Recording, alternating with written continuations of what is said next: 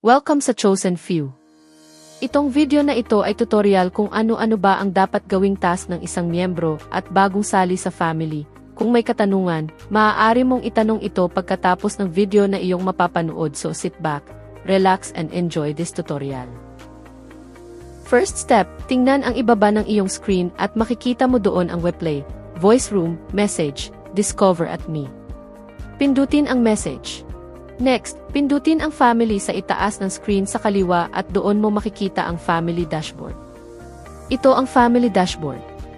Ang mga may itim na guhit ang pinakaimportanteng impormasyon ng isang pamilya.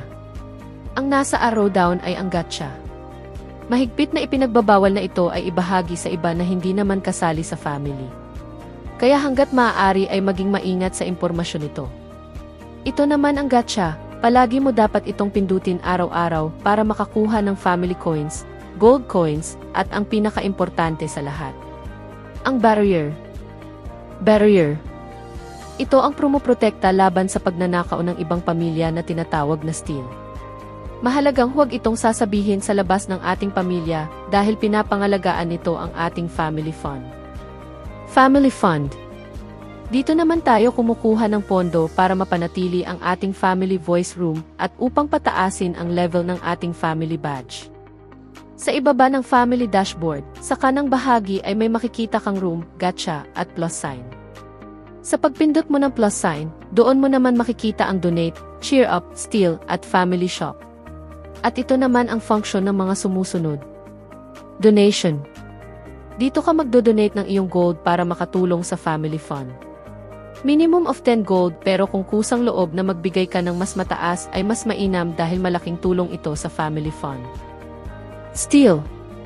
Isa sa makukuha sa gotcha. Mahalagang malaman mo ang bilang ng steal dahil ito ang magsisilbing atake natin kapag may nagtangkang magnakaw sa ating family fund. Huwag na huwag itong gagalawin at huwag na huwag mag-steal sa ibang pamilya. Mag-antay ng signal ng leader, deputy and admins bago ito gamitin. Family shop. Dito ka naman makakabili ng mga gifts or exchange to gold coins na nakukuha mo sa tuwing may matatapos kang task. Activity. Ito naman ang mga task na kailangan mong gawin araw-araw upang makakuha ng coins or gifts. Chest. Ito naman ang mga prizes na makukuha mo sa tuwing mayroon kang malaking donation at activeness. Ito naman ang quota na kailangan ma-achieve sa loob ng isang linggo. Tataas ang iyong activeness kapag gumagawa ka ng mga daily task at nagbibigay ng gift sa loob ng group chat ng family or sa loob ng voice room ng family. Pwede kang mag-gift sa sarili mo, pwede ka rin mag-gift sa iba. Sila naman ang mga pwede mong lapitan kapag mayroon ka pang ibang concern tungkol sa family. Ang leader na si Arthur, ang tatlong deputy na sina Kuku, Popoy at Kyo. Kasama ng kanilang mga admin na sina Dream, Eka, Sor, Baby, Rice at Sanggol. Muli, welcome! Welcome sa Chosen Few. Kung saan, ikaw lang ang palaging pipiliin, we are glad that you chose us. Let's be friends and enjoy.